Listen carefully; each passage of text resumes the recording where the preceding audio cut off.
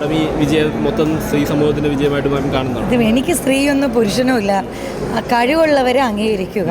അത് സ്ത്രീ ആയാലും പുരുഷനായാലും. കാരണം ഇപ്പോൾ സ്ത്രീ ആയത് എൻ്റെ ക്രെഡിറ്റോ പുരുഷനായ നിങ്ങളുടെ ക്രെഡിറ്റോ അല്ല. കഴിവുള്ളവർ വരട്ടെ. അപ്പം കുറേ നാളൊക്കെ പുരുഷന്മാർ ഭരിച്ചില്ലേ, ഒരു സ്ത്രീ ഭരിച്ചാൽ എങ്ങനെയെന്ന് നോക്കട്ടെ. ഇന്ത്യയുടെ ഒരു പ്രധാനമന്ത്രി സ്ത്രീയല്ലായിരുന്നു ഇന്ദിരാഗാന്ധി.